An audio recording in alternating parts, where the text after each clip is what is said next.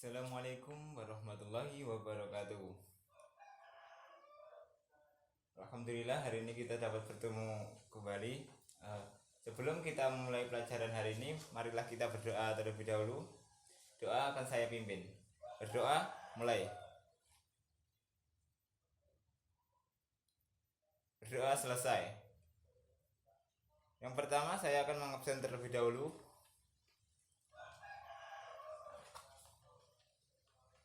Afrul Latif,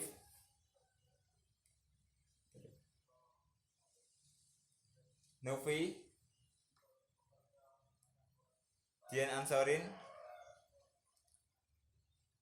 Oke, sebelum kita memasuki materi,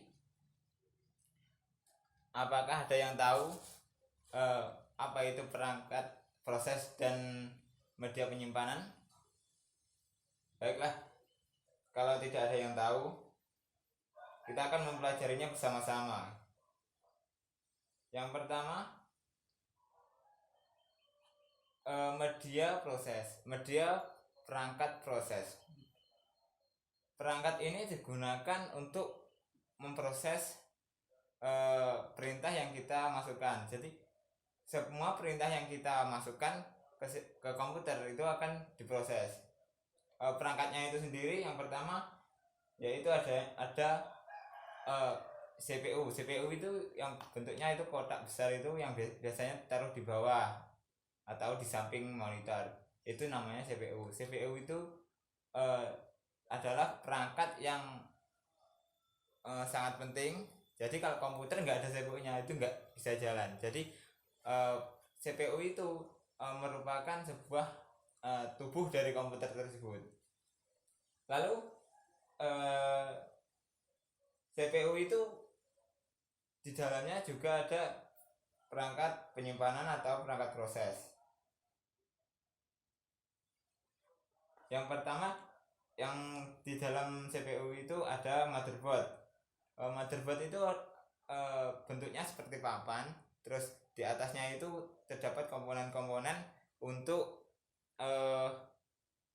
berbagai apa itu namanya, komponen seperti RAM atau baterai CMOS itu ada di atas motherboard. Lalu prosesor itu ada juga di motherboard. Kalau motherboard itu sendiri bentuknya juga enggak pasti kotak, ada yang maksudnya enggak kotak besar, ada yang kecil juga, tergantung spesifikasinya. Jadi kalau yang kecil itu juga lebih mahal, kalau yang besar itu ya juga ada yang mahal gitu. Lalu di dalam CPU itu ada juga yang namanya power supply. Power supply itu digunakan untuk mensuplai listrik. Jadi kalau komputer itu tidak dialiri listrik, tidak akan nyala. Jadi power supply itu terletak di dalam CPU agar semua komponen yang ada di dalam CPU itu dapat dialiri listrik gitu. Misalnya kalau CPU-nya itu nggak ada listriknya, kalau monitor ada, kan nggak jalan komputernya. Jadi kalau ada power supply-nya, komputernya bisa nyala. Jadi gitu. Lalu komponen yang sangat penting dalam CPU itu namanya adalah prosesor. Prosesor itu ibaratnya itu sebuah otak komputer. Jadi semua program yang kita inginkan itu pengolahannya ada di prosesor. Ibaratnya itu sebuah kalau kita apa itu menghitung matematika, itu prosesor itu adalah rumusnya. Jadi yang kita masukkan akan diolah di situ menggunakan rumus, lalu kita akan mendapatkan hasilnya gitu. Prosesor itu seperti itu. atau ibaratnya otak lah dari komputer tersebut. Lalu yang terpenting lagi itu adanya RAM. RAM itu adalah media yang digunakan untuk menyimpan proses yang sedang berjalan. Misalnya kita sedang menggunakan Microsoft Office, itu pasti menggunakan RAM, karena ketika kita menggunakan Microsoft Office itu komputer akan membutuhkan penyimpanan. Jadi saat kita mengoperasikan, RAM itu akan berfungsi sebagai wadahnya. Jadi, kalau kita keluar program Microsoft Office tersebut, RAM-nya akan berhenti berjalan gitu di RAM itu.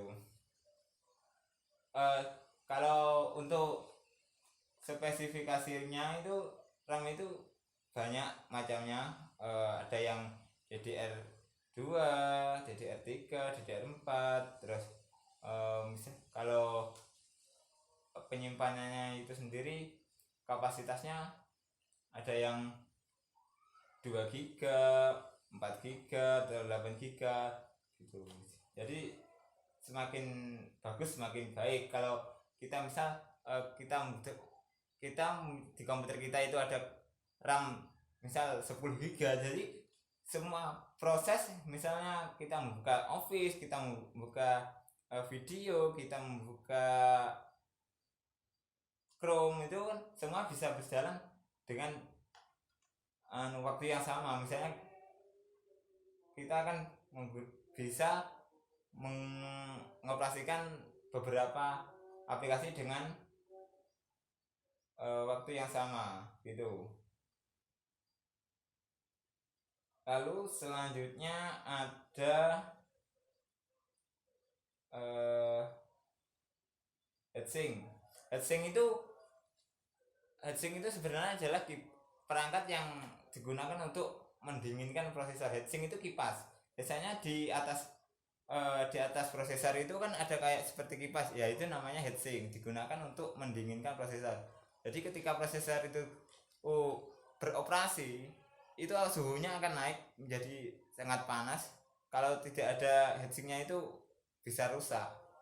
Kalau kalian pas bongkar komputer terus di atasnya prosesor itu ada seperti odol, kalau nggak salah itu seperti odol, itu digunakan untuk mendinginkan prosesor juga gitu.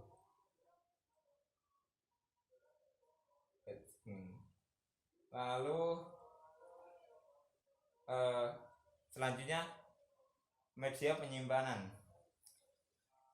Media penyimpanan itu ya media atau alat yang digunakan untuk menyimpan. Ya misalnya seperti lah, kalau di rumah kita ada lemari, ada laci, terus kolong tempat tidur, itu biasanya untuk menyimpan gitu. Kalau dalam komputer itu media penyimpanannya ya juga bermacam. Misal kalau dalam CPU biasanya ada RAM. RAM itu juga masuk dalam media proses, juga media penyimpanan, karena dia fungsinya adalah menyimpan proses sementara gitu. Terus ada juga hard disk. Hard disk itu media penyimpanan yang bisa di luar atau bisa di dalam. Kan biasanya kalau di komputer itu hard disk itu ada di dalam CPU, tapi kalau kita punya hard disk eksternal itu juga bisa ditaruh di luar casing menggunakan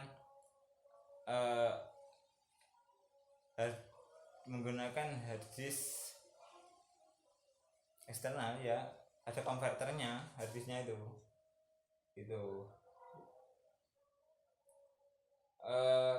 Ada juga hard disk itu yang paten atau permanen di motherboard. Hard disknya itu tapi biasanya ukurannya nggak terlalu besar, jadi kalau hard disknya itu rusak ya beli lagi, nggak bisa jalan. Lalu ada juga yang biasanya digunakan itu flash disk. Kalau kalian pasti ada yang dari kalian yang punya flash disk. Yang belum tahu, flash disk itu bentuknya seperti eh, apa ya, bentuknya itu kecil sejempolan gitu, nah sejempolan ini. Biasanya tuh dicolokkan di port USB. Jadi flash disk itu kan ukurannya kecil, jadi mudah untuk dibawa. Jadi ya banyak banyak yang menggunakan flash disk itu sebagai media penyimpanan alternatif. Untuk harddisk itu kapasitasnya juga nggak terlalu besar seperti harddisk tadi. Kalau harddisk itu kan penyimpanannya yang lebih besar. Misal kalau harddisk itu yang saya tahu ada yang 500 MB, 500 giga, itu yang standar. Kalau yang baru-baru ini sangat besar, yaitu 1 tera. Jadi 1 tera itu setara dengan 1000 giga.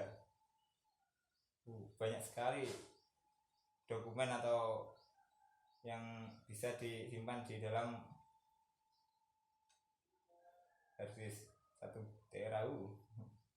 Lalu ada juga yang masih menggunakan CD. Kalau CD itu bentuknya seperti piring, bukan piring untuk buat makan, tapi piring cakram gitu loh, seperti cakram.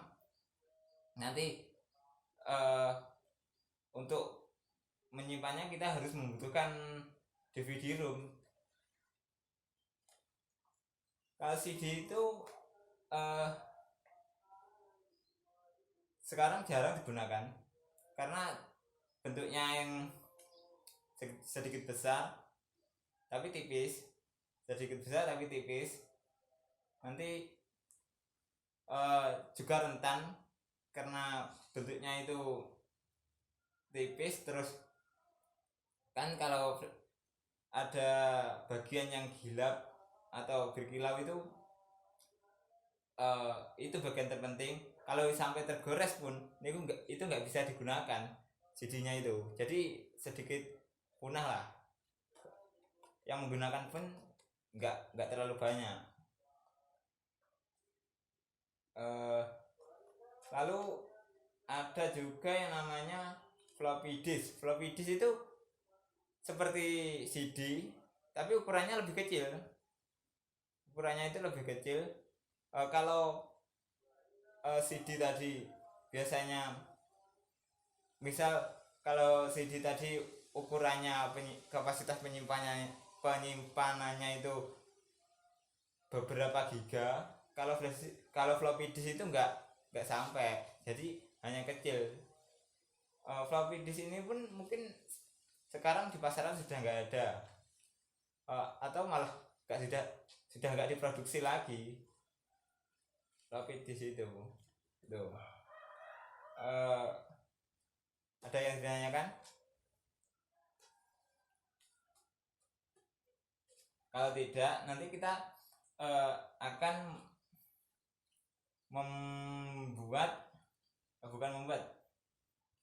mengerjakan tugas. Nanti tugasnya saya kirim ke ketua kelas lewat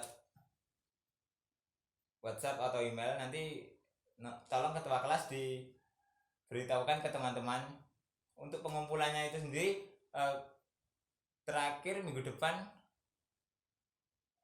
jam 23.59. Lebih dari itu, misalnya kalau harinya Jumat, kalian kirim Jumat lewat pukul, misal kalian kirimnya Jumat pukul 23.58, itu masih saya terima. Tapi kalau lewat dari 23.59 nggak akan saya terima, meskipun alasannya internetnya hilang atau internetnya hangus atau ketiduran, itu nggak akan saya terima. Jadi gitu.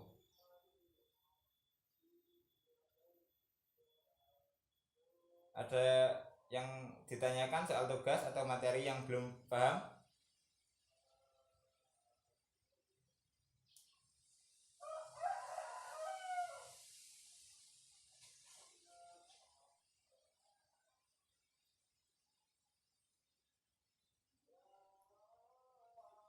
sekarang itu banyak yang menggunakan penyimpanannya ya seperti flash disk, tapi bentuknya itu lebih kecil lagi, hanya segini, sejedian ini. Tapi untuk kapasitas penyimpanannya juga sama seperti flash disk, itu banyak sekarang banget karena lebih kecil dan biasanya untuk bisa digunakan untuk gantungan kunci motor, jadi ke bawah kemana-mana, nggak perlu taruh di dompet atau taruh di tas gitu. Itu media penyimpanan. Kalau di dalam perangkat proses itu ada juga yang namanya CMOS. CMOS itu baterai yang digunakan untuk mengatur, biasanya mengatur BIOS, terus mengatur waktu. Itu pengaturannya jadi CMOS. Jadi kalau CMOS itu misal kita biasanya dikunci, kalau kita lupa kuncinya, kita itu bisa mereset BIOS tersebut dengan CMOS dan jumper yang ada di samping CMOS itu. Biasanya jumpernya itu kan ada tiga pin, terus yang dicolokkan itu hanya 2. Jadi untuk mereset BIOSnya itu kita harus melepas baterai CMOS-nya terlebih dahulu, lalu memindahkan pin yang ada di sampingnya itu jumper tadi itu, misalnya di sini yang pertama di sini, awalnya di sini, terus setelah baterai CMOS-nya dilepas itu dipindah di sini gitu, terus pasang lagi, terus biarkan beberapa menit, pindahkan ke semula, lalu pasang CMOS dan nyalakan kembali. Itu bisa mereset BIOS-nya gitu. Baterai CMOS itu juga penting dalam perangkat proses. Lalu ada juga dalam perangkat penyimpanan itu perangkat proses itu namanya VGA. VGA itu biasanya digunakan untuk menampilkan gambar atau video, misalnya gini, seperti monitor itu membutuhkan VGA. Jadi VGA dari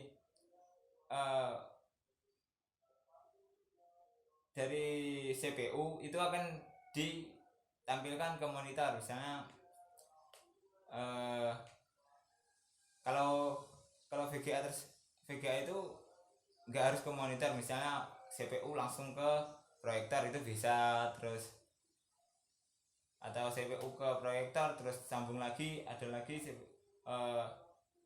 VGA eksternal lalu ke monitor bisa. Jadi VGA itu bisa dipasang lagi, nggak hanya satu. VGA itu terus begitu.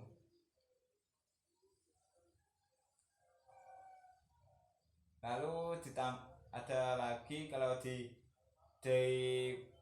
motherboard tadi, kalau motherboard itu kan untuk menaruh komponen-komponen. Jadi misal gini, di sini ini motherboard papan PCB. Jadi di sini ada RAM, terus di sini prosesor, heatsink, terus di sini CMOS. Itu enggak permanen. Jadi misal RAM itu juga ada slotnya, untuk menanyapkan RAM itu ada slotnya gitu. Terus untuk prosesor itu juga enggak prosesor langsung disolder ke motherboard, enggak, tapi ada soketnya. Jadi prosesor tersebut bisa dilepas dan bisa diupgrade. Misalnya pertama beli prosesor Intel Core i3, nanti kok Core i3 nggak kuat ya buat desain, lalu diupgrade lagi ke Core i7, itu bisa. Lalu untuk slot RAM biasanya di motherboard itu enggak hanya satu, minimal satu, tapi biasanya itu ada dua atau tiga. Jadi misalnya kalau slotnya itu tiga, terus RAM-nya yang terpasang hanya satu, kapasitas 4 giga, tapi kok 4 giga kok masih lelet ya, tambah lagi ke slot yang berikutnya 4 giga, terus satunya 4 giga. Jadi total itu kalau terpasang semua dengan kapasitas 4 giga, jadi kan 12 giga RAM itu bisa di-upgrade seperti itu. Paham? Agak panas cuacanya.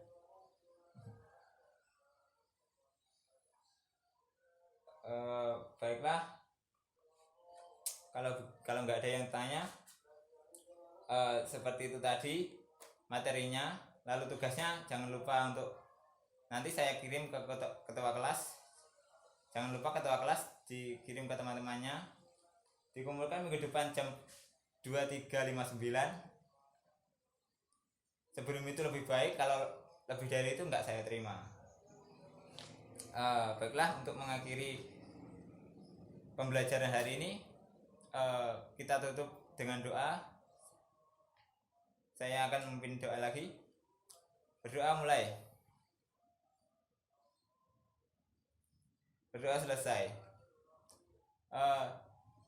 Baiklah, semoga ilmu yang kita dapatkan bermanfaat, dan kalian bisa menjadi orang yang sukses. Terima kasih. Wassalamualaikum warahmatullahi wabarakatuh.